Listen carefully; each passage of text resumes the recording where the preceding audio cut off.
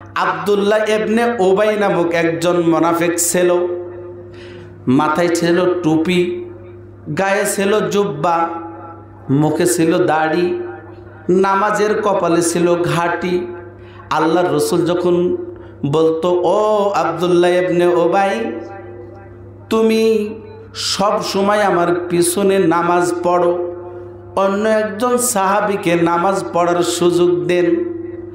আব্দুল্লাহ ইবনে উবাই বলতেন, ইয়া রাসূলুল্লাহ, ইয়া হাবিবাল্লাহ, আপনার পিছনে আমাকে নামাজ পড়ার সুযোগ করে দেন, মাহরুম কইরেন না।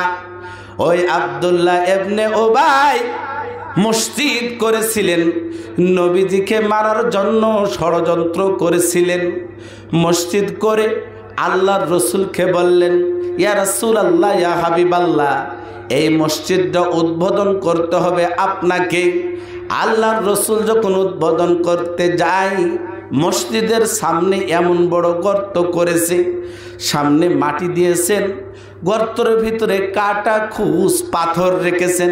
নবীজি যখন সর্বপ্রথম কদমটা ফেললেন, জিবরিল আমিন পিছন থেকে টান দিয়ে বলে, ইয়া রাসূলুল্লাহ, ইয়া হাবিবাল্লাহ, একটা কদম যদি ফেলেন আপনি, এই কাফেররা মুনাফিকরা আপনাকে ধ্বংস করে ফেলবে, মেরেই ফেলবে। নবী গো, এই মসজিদটা মুনাফিকদের মসজিদ। সূরাতুত তাওবা আল্লাহ রসুল বললেন, মুনাফিকদের মসজিদ ভেঙ্গে গুঁড়ো করে দেন। জোরে বলি সুবহানাল্লাহ। গভীর মনোযোগ। নবীজি বললেন, কোন মুনাফিকের জানাজা পড়ানো জায়েজ নাই। হযরত আব্বাস রাদিয়াল্লাহু তাআলা নবীজির চাচা যুদ্ধর ময়দানে কঠিন শীতের ভিতরে যখন জেলখানা আটকায় গেলেন, আল্লাহ রসুল বলতেছেন, কে গো আমার চাচাকে শীতের একটি পোশাক দিবে? আব্দুল্লাহ ইবনে উবাই বলতেছেন, আব্দুল্লাহ ইবনে উবাই বলতেছে, আমার পোশাকটা আমি আপনার চাচাকে দান করে দিলাম। আব্বাস বলতেছে, চাচা গো, কঠিন শীত লাগতেছে, তুমি পোশাকটা নিয়ে দাও। আব্দুল্লাহ ইবনে বলে, উবাই বলতেছে, আপনি আমার জানাজা পড়াবেন, তাহলেই আমি পোশাকটা দিয়ে দিব। আল্লাহ রসুল বলতেছেন, দাও দাও, তোমার পোশাকটা দাও, আমি তোমার জানাজা পড়ায় দিব। আল্লাহর রসুল যার জানাজা পড়াবে তার জন্য তো জাহান্নামের আগুন হারাম হয়ে যাওয়ার কথা ঠিক না ঠিক? অথচ রসুল বলেছেন মুনাফিকের জানাজা পড়ানো যাবে না। মুনাফিক তিন প্রকার। কয় প্রকার বললাম? আমি মুনাফিক সম্পর্কে কয়েক মিনিট আলোচনা করি, আমার মূল সাবজেক্টের দিকে চলে যাব। গভীর মনোযোগ। আব্দুল্লাহ ইবনে উবাই রসুলের চাচা আব্বাসকে পোশাকটা দিয়ে দিলেন। আব্দুল্লাহ ইবনে উবাই দুনিয়ার থেকে বিদায় হয়ে গেলেন। আব্দুল্লাহ ইবনে উবাইয়ের ছেলে জলিল কদর সাহাবী, জান্নাতি সাহাবী, রসুলের কাছে আসলেন। আসার পরে বলতেছেন, ইয়া রাসূলুল্লাহ, ইয়া হাবিবাল্লাহ, আমার আব্বা মারা গেছে, আপনার জানাজা পড়ানোর কথা ছিল। এবার ওমর দাঁড়ায় রয়েছে। আল্লাহর রসুল আব্দুল্লাহ ইবনে উবাইয়ের জানাজা করার জন্য প্রস্তুত হয়ে গেলেন। ওমর পিছন থেকে নবীজিকে বলতেছে, ইয়া রাসূলুল্লাহ, ইয়া হাবিবাল্লাহ, আমি ওমর বেয়াদবি হলে মাফ করবেন, আপনি বলেছিলেন মুনাফিকের জানাজা পড়ানো যাবে না। আজকে আব্দুল্লাহ ইবনে উবাই পৃথিবীর ইতিহাসে সব থেকে বড় মুনাফিকদের সর্দার, আপনি কেমনি ভাবে জানাজা পড়াবেন? হযরতে নবী করিম সাল্লাল্লাহু আলাইহি ওয়াসাল্লাম বলতেছেন, ওমর, ও ওমর, তুমি একটু পরে আমার কাছে জেনে নিও, জানাজাটা আমাকে পড়াইতে দিয়ে দাও। যেহেতু জানাজাটা পড়ায় দিলেন, বলছে ওমর বলতেছে, ইয়া রাসূলুল্লাহ, হাবিবাল্লাহ, কথাটা পরিষ্কার করে দেন, মুনাফিকের জানাজা কেন পড়াইলেন? দিলেন। আল্লাহ রসুল বলতেছেন আজটি বলে দিলাম মুনাফিকের জানাজায় যাওয়া যাবে না, যাবে না, যাবে না। আব্দুল্লাহ ইবনে উবাইয়ের জানাজা পড়ালাম একটি কারণ, হাসরের ময়দানে আব্দুল্লাহ ইবনে উবাই বলবে নবী গো আপনি যদি জানাজা পড়ান নাই, আমি আপনার চাচাকে পোশাক দিয়েছিলাম, ওই পোশাকের বদলে আমাকে জান্নাত দেওয়া লাগবে। পৃথিবীর জমিনে আমি আব্দুল্লাহ ইবনে উবাইয়ের জানাজা পড়িয়া আমি পৃথিবীর জমিনে ঋণ শোধ করে দিলাম, হাসরের ময়দানে আমাকে প্রশ্ন করতে পারবে না রে ওমর। এই কারণে মুনাফিকের জানাজা আমি পড়ায়া দিলাম। আল্লাহ রসুল বলতেছেন ইন্নাল মুনাফিকিনা ফিদ্দারকিল আসফালি মিনান নার ওয়াইলুল লিকুল্লি হুমাযাতিল লুমাজা আল্লাযী জামা আমালাহু ওয়া আদ্দাদা ইয়াহসাবু আন্না মালাহু আখলাদা কাল্লা লা ইউনবাজান্না ফিল হুতামা ওয়া মা আদরাকা মাল হুতামা। তিন শ্রেণীর মানুষ হুতামা নামক জাহান্নামে যাবে। কয় শ্রেণীর বললাম? এক নাম্বার হলো যারা পরনিন্দা করে। পরনিন্দা করে না, এই যে পিছনে গীবত করে। ওয়াইলুল লিকুল্লি হুমাযাতিল লুমাজা আল্লাযী জামা আমালাহু ওয়া আদ্দাদা। দুই নাম্বার যারা টাকা বাড়িতে রেখে বাজারে যে আবার বাড়িতে এসে বারবার গণনা করে। কি টাকা রেখে বারবার গণনা করে না? দুই নাম্বার। তিন নাম্বার ব্যক্তি হলো ওয়াইলুল লিকুল্লি হুমাযাতিল লুমাজা আল্লাযী জামা আমালাহু ওয়া আদ্দাদা ইয়াহসাবু আন্না মালাহু আখলাদা কাল্লা লা ইউনবাজান্না ফিল হুতামা। ওই ব্যক্তির কপাল পোড়া, ওই ব্যক্তি জাহান্নামী, ওই ব্যক্তি জান্নাতের সুঘ্রাণও পাবে না। ওই ব্যক্তির আল্লাহ তাআলা বলতেছেন লাবিসিনা ফিহা আহকাবা লা ইয়াযুকুনা ফিহা বারদা ওয়ালা শারাবা ইল্লা হামিমা ওয়া গাসসাকা। যে ব্যক্তি অর্থ সম্পদের অহংকার করে তাদের জন্য একটি খাবারের ব্যবস্থা করেছে, তারা হলো জাহান্নামী। হুতামা নামক জাহান্নামে প্রবেশ করবে, তার একটি চিৎকার মারবে আল্লাহ দাও দাও, ক্ষুধা লেগেছে, আমি বড় ক্ষুধার্ত, আমাকে খেতে দাও। আল্লাহ বলতেছে যা যা জাহান্নামের ফেরেশতা যা, ওই ব্যক্তিকে শুকনা কাঁটাওয়ালা খিসিবিসি ঘাস খেতে দে, যতই চিবাই গলার চারি সাইড দিয়ে বাইর হয়ে যায়। একটা চিৎকার মারবে আল্লাহ গো এমন একটা খাবার দিলে এই খাবার যে কোনো আমার তৃপ্তি মিটলো না, রস পাইলাম না, শুধু কাটার যন্ত্রণা করে গো আল্লাহ, আমাকে পানি দাও, পানি পানি করে চিৎকার মারবে লা ইয়াযুকুনা ফিহা বারদাও ওয়ালা শারাবা। আল্লাহ বলতেছে ও জাহান্নামের ফেরেশতা, রক্ত, পুজ, কাশ, পোটা যত জঘন্য খাবার আছে ওই রক্তপুজ, কাশ, পোটা গরম টকবগে ফুটান্ত ওইগুলো পান করতে দে রে। ও তো জাহান্নামী। ওই ব্যক্তি যখন খেতে যাবে প্রত্যেকটা অঙ্গ প্রত্যঙ্গ খুলে খুলে পিছনের দিক দিয়ে পড়ে যাবে। তিন শ্রেণীর মানুষের কষ্ট হবে। কয় শ্রেণী বললাম? মুনাফিকদের স্থান হবে সমস্ত কাফেরদের তলদেশে। কথায় কথায় যারা মিথ্যা কথা বলে, ওয়াদা খেলাপ করে, আমানতের খেয়ানত করে, আর যারা টাকা বারবার গণনা করে, জমে জমে রাখে আর অহংকার করে, যারা সম্পদের তাকুব্বারি করে, বলে আমার সম্পদ আছে, আমি তো কাউরে দেখি ভয় করি না। কি এমন আছে না নাই? আমি যে মূল সাবজেক্টের দিকে চলে গেলাম, ওয়াকরনা ফি বুয়ুতিকুন্না ওয়ালা তাবাররুজনা তাবাররুজাল জাহিলিয়াতিল উলা। রাস্তা খারাপ করলো টিরাকে, মায়েদের খারাপ করলো বিরাকে। কথা ঠিক না বে ঠিক? একটি গভীর মনোযোগ। আমি সুদখোর সম্পর্কে কথা বলতে চাই।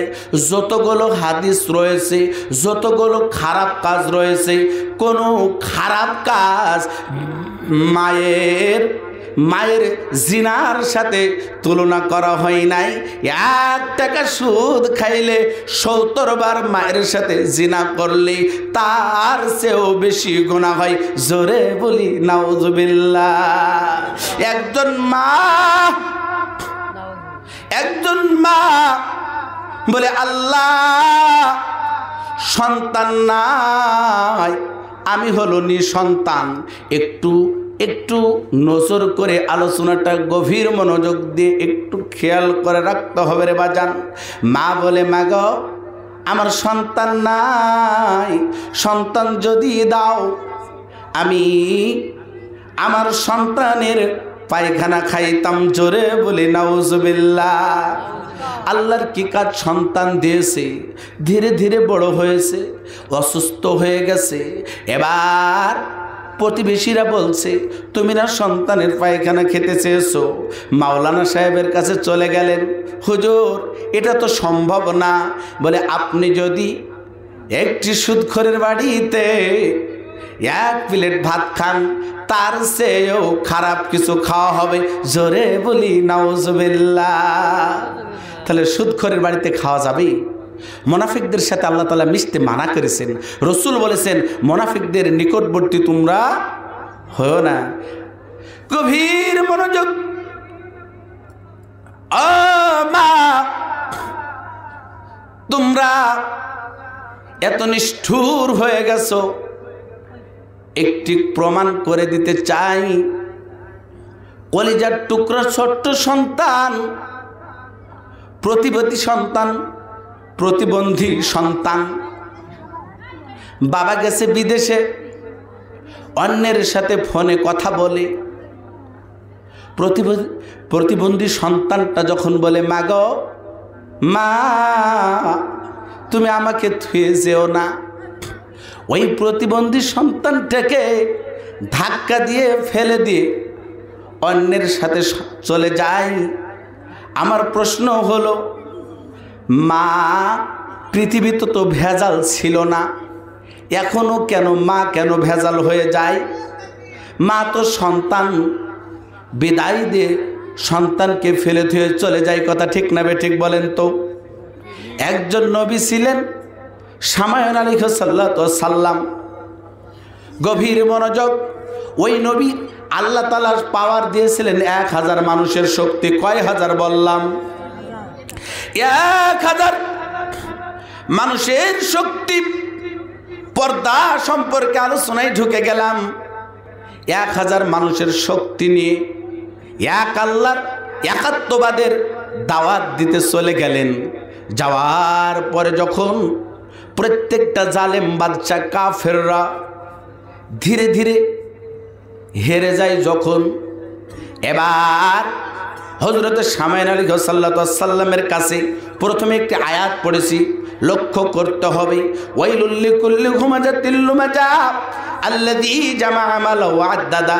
সমাজ ধ্বংস করার জন্য একজন মুনাফিকই যথেষ্ট, সমাজকে ধ্বংস করার জন্য পরনিন্দাকারী কয়েকজনই যথেষ্ট, সংসার ভাঙার জন্য যারা পরনিন্দা করে তারাই তো যথেষ্ট। কথা ঠিক না বেঠিক বলেন তো? গভীর মনোযোগ। এবার আল্লাহর পয়গম্বর শামায়ন আলাইহিস সালামের কাছে একজন পরনিন্দাকারী কুটনি বুড়িকে ভেড়ায় দেওয়া হলো। তোমার এই নবীকে যদি তুমি মারতে পারো তোমার সাথে ওই বাদশার বিয়ে দেওয়া হবে। অনেকজনা দেখবেন ঘরের স্বামীর সাথে 2 নাম্বারি করে অন্যের সাথে ফোনে কথা বলে। কথা ঠিক না বেঠিক? কি কথা বলে না বাজান? চমৎকার একটি ঘটনা আমি আপনাদের উপহার দিতে চাই। এবার যখন হযরত শামায়ন আলাইহিস সালাম আল্লাহর পয়গম্বরকে বললেন তোমাকে কি দিয়ে বাঁধলে তোমাকে আটকানো যাবে?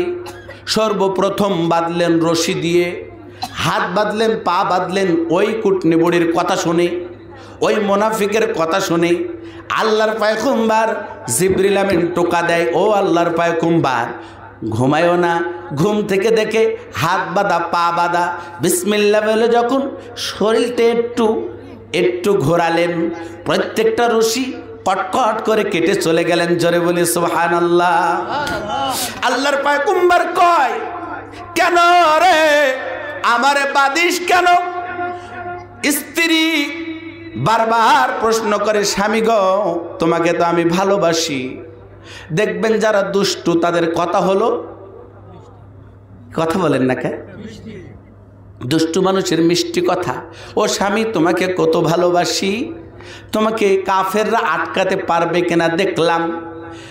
তারপরের দিন একই কায়দায় ওই কুটনি বুড়ি শেকল লিজায় দিলেন, হাত বাঁধলেন, পা বাঁধলেন, গভীর রজনী রাত্রি ডাক দেয় ফেরেশতা, ও আল্লাহর পয়গম্বর, ঘুম থেকে উঠে দেখেন আপনার হাত বাঁধা, পা বাঁধা।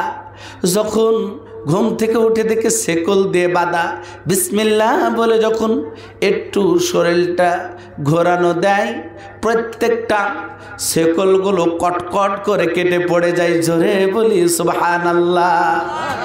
স্ত্রী কয়, তোমাকে কি দিয়ে বাঁধলে আটকানো যাবে বলো তো?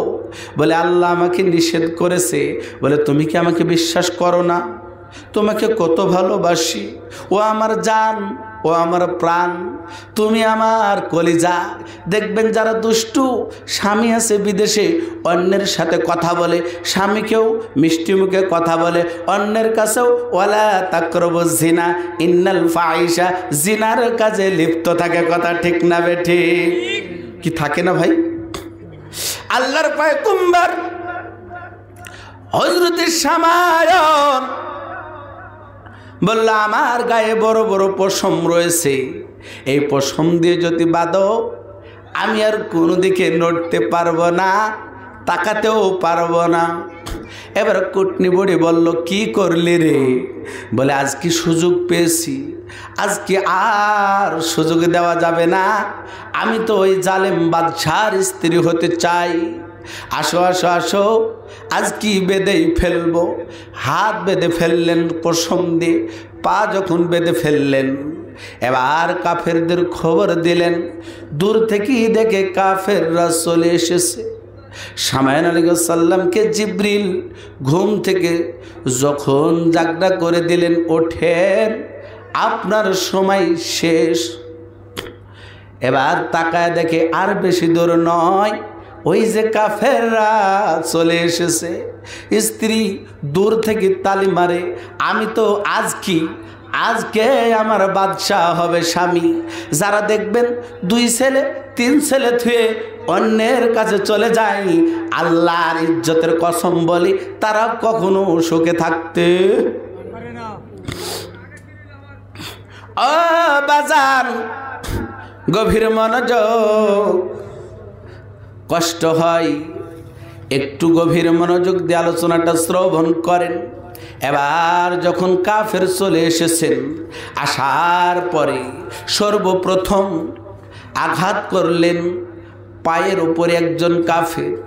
শামায়ন আলাইহিস সালাম চোখের পানি ফেলে দিয়ে কান্দে আর বলে, ও প্রাণের স্ত্রী, আমারে আঘাত করতে দিও না, আমাকে তো এরা মেরেই ফেলবে, আঘাত করতে দিও না। আর একজন কাফের এসে অস্ত্র জিহ্বার ভেতরে ঢুকায়া দিলেন। জিহ্বাটা যখন ঘুরায়, এত জোরে জিহ্বাটা ঘুরায়, আল্লাহর পয়গম্বর শামায়ন জিহ্বা কাটা দিয়ে চিৎকার দিয়ে কেঁদে ওঠে, ও প্রাণের স্ত্রী, সুযোগ আছে গো, আর আমাকে মার খাওয়ায়ও না। এবার দুষ্টু স্ত্রী বলে, তোমার ভাত খাবো না, আমার স্বামী হবে জালেম বাদশাহ। 2 নাম্বার যখন চিৎকার দেয়, ও মালিক, এরা তো বাঁচতেই দিবে না, মেরেই ফেলবে। চোখ দিয়ে যখন তাকায়া তাকায়া কথা বলে, আরেকজন কাফের এসে চোখের ভেতরে অস্ত্র ঢোকায়া দেয়। চোখের ভেতরে অস্ত্র ঢোকায় যখন ঘোরাইতেছে, চোখটা ঘোরে। আল্লাহর পয়গম্বর চিৎকার দিয়ে কেঁদে ওঠে, বলে, কেন রে তোরা মারিস? কি দোষ করেছি? বলে, তুমি কেন আল্লাহর দাওয়াত দাও? তোমার সাথে পারে নাই, আজকে তোমারে ছাড়ব না। এবার যখন ডানকের চোখটা খুলে নিলেন, বাঁকার চোখ দিয়ে আল্লাহর পয়গম্বর স্ত্রীর দিকে তাকায়, চোখের পানি চোখের কোনা দিয়ে দর দর করে পড়ে আর বলে, ও প্রাণের স্ত্রী, এখনো সুযোগ আছে, আমারে ছেড়ে দাও, আমারে বাঁচাও, এখনো পর্যন্ত সুযোগ আছে গো।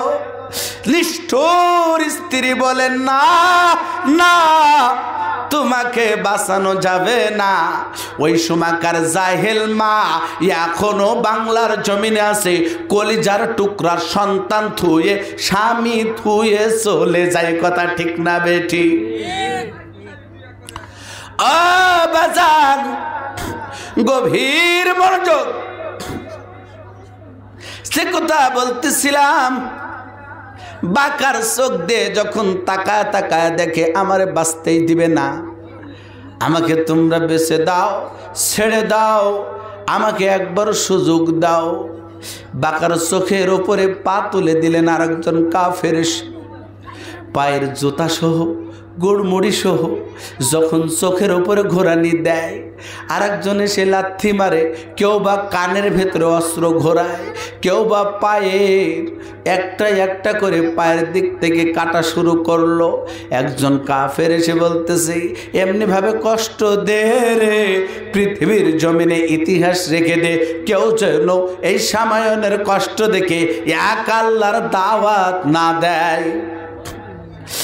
এত পরিমাণ আঘাতের পর আঘাত করতে লাগলেন, শেষ পর্যন্ত বাকার চোখটা পা দিয়ে এত জোরে লাথি মারলেন, চোখটা বাইর হয়ে জমিনে পড়ে গেলেন।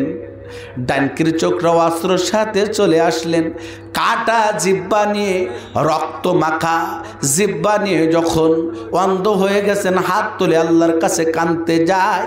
ডান হাতটা ধরে কোপ মেরে কেটে যখন দূরে ফেলে দিলেন, ডান হাতটা গলা কাটা মুরগির মতো লাপায় আর আল্লাহর নামের জিকির করে। জোরে বলি সুবহানাল্লাহ। ডান হাতটা যখন কাটা হাত আল্লাহর নামে জিকির করে, বাম হাত আর একজন কাফের এসে যখন হাতটা কেটে ফেলে দিলেন, ধরটা রয়েছে, পা নিচের দিক থেকে কাটতে কাটতে হাঁটু পর্যন্ত কেটে ফেলেছেন, চোখটা হারায় গেছে, জিহ্বা চলে গেছে, কানের ভেতর অস্ত্র দিয়ে ঘোরাইতেছে। এবার কণ্ঠনালী দিয়ে আমার মালিককে ডাক দেয়, আল্লাহ, ও আমার আল্লাহ, এরা তো বাঁচতেই দিবে না গো আল্লাহ।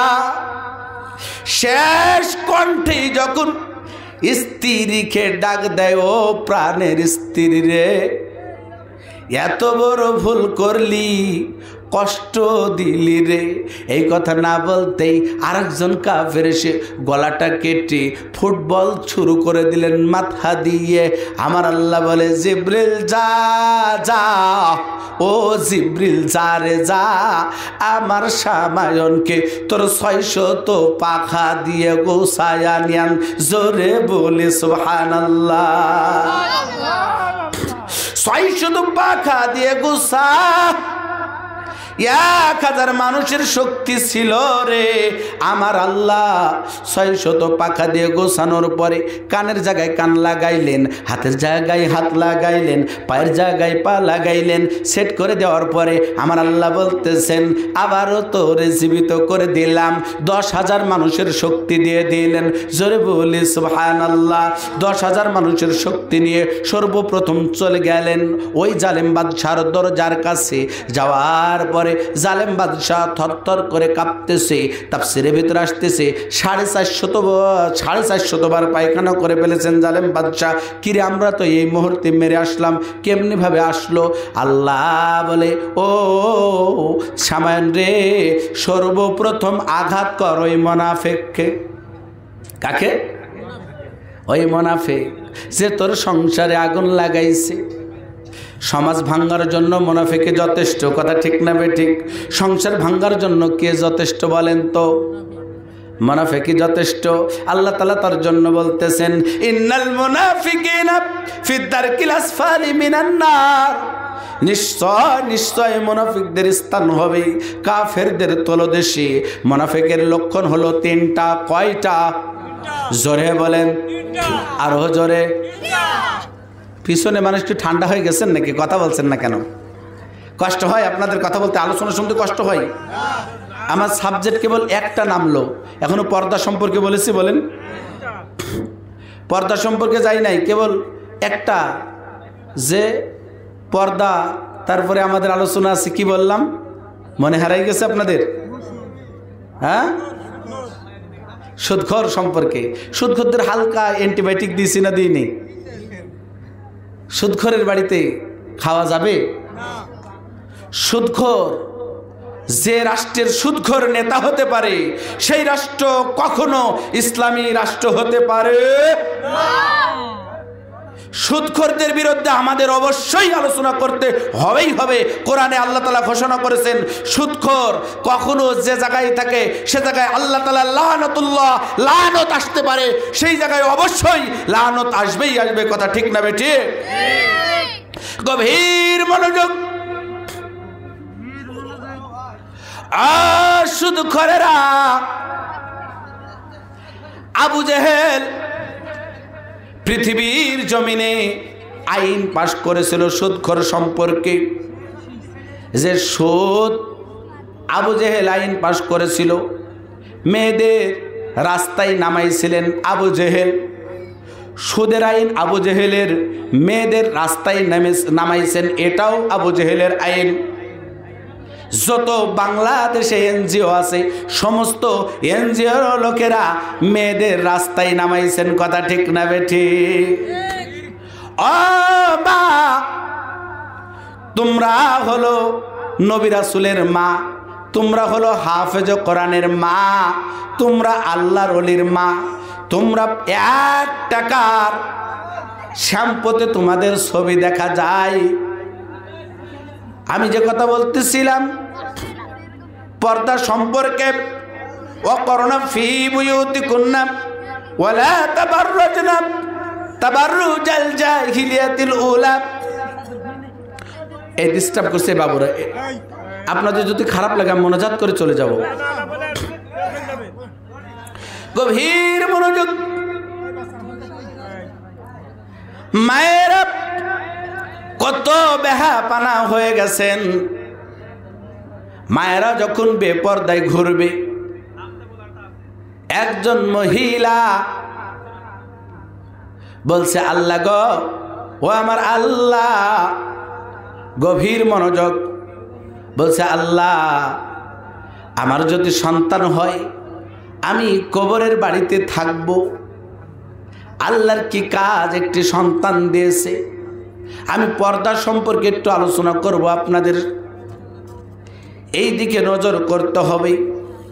যে কথা বলতেছিলাম, ওই মহিলাটা আল্লাহ তাআলা সন্তান দিয়েছেন, কবরের বাড়িতে কেউ কি থাকতে পারেন নাকি বলেন তো? সন্তানের জন্য মা থাকার জন্য প্রস্তুত হয়।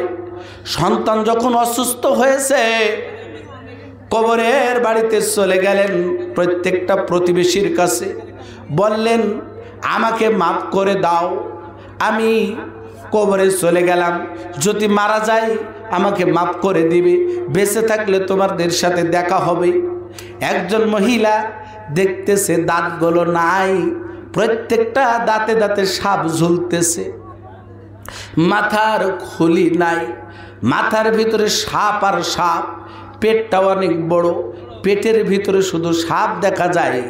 এই মেয়েটা জিজ্ঞাসা করে, এই মা জিজ্ঞাসা করে, ও বোন তোর দাঁতের ভিতরে কেন এত সাপ দেখা যায়? বলে পৃথিবীর জমিনে আমি ঠোঁটে যেন কি ঘষে, ঠোঁটে কি ঘষে? লিপস্টিক ঘষে না গ্রামের মানুষ? কে বলছে ঘষে না? লিপস্টিক ঘষে। এবার প্রশ্ন করা হয় তোমার দাঁতে কেন সাপ ঝোলে? বলে এই লিপস্টিক ঘষার কারণে বিষাক্ত সাপ, কবরের সাপ যদি একবার পৃথিবীতে সবল দেয় এই পৃথিবী পুড়ে তামা হয়ে যাবে। এই সাপ মায়েদের দাঁতে দাঁতে ঝুলতেছে, মাথার ভিতরে কেন অসংখ্য সাপ দেখা যায়? বলে আমি পৃথিবীর জমিনে চুল বাহির করে বেড়াইতাম। ও বাজার, যে বাড়ির পুরুষ হলো মর্দানা সে বাড়ির পর্দা কখনো ঠিক থাকতে পারে না। তোমাদের লজ্জা লাগার কথা, লজ্জা থাকার কথা। তোমার বাড়ির মেয়ে, তোমার বাড়ির বউ মার্কেটে যায়, মার্কেট করতে তুমি মুসলমান দাবি করো, আল্লাহ রসুল বলতেছেন ওই দায়ুস পুরুষ কখনো জান্নাতে যেতে পারবে না।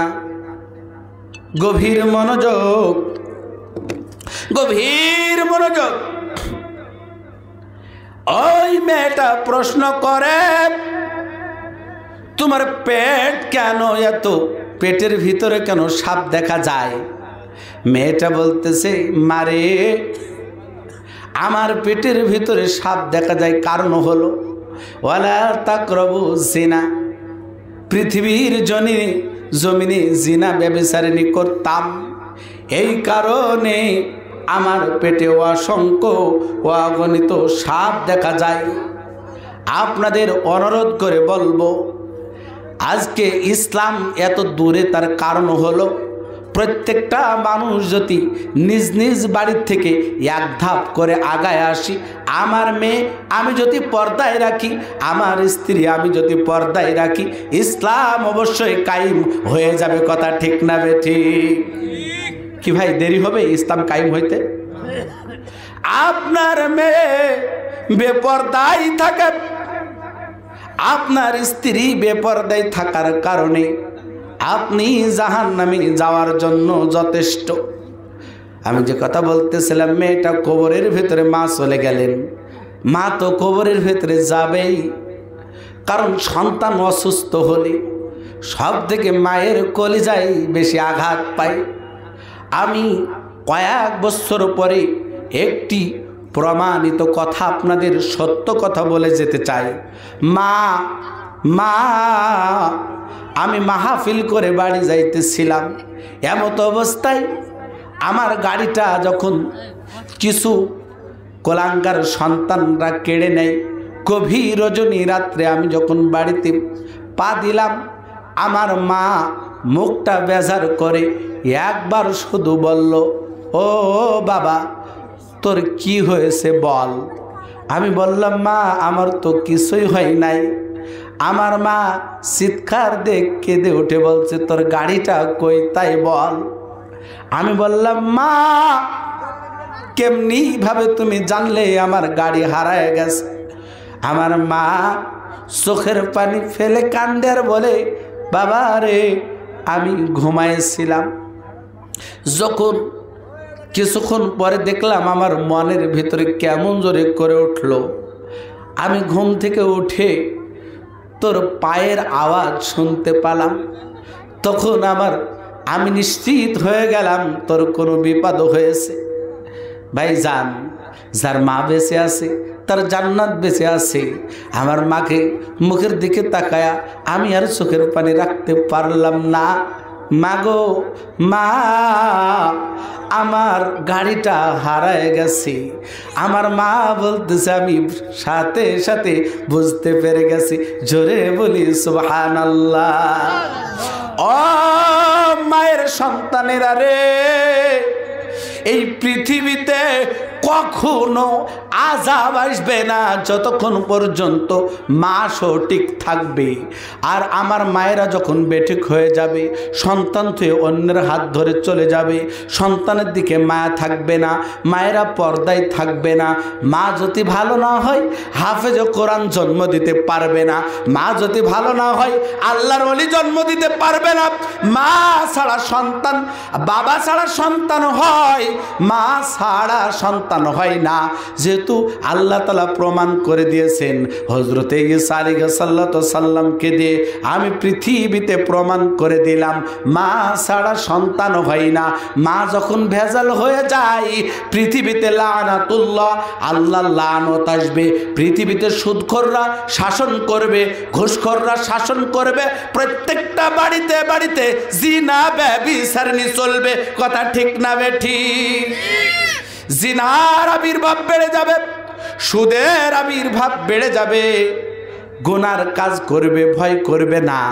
তার জন্য আপনাদের অনুরোধ করে আজকে জানাই দিতে চাই, আজকে থেকে আমরা শপথ নিব, আজকে থেকে আমরা সবাই একমত হব, আমাদের মায়েদের পর্দায় রাখার চেষ্টা করব। কথা ঠিক না বেঠিক? কি পর্দায় রাখবেন না আপনারা? সুদ খাবেন আপনারা? জিনা করবেন আপনারা? নেশা করবেন আপনারা।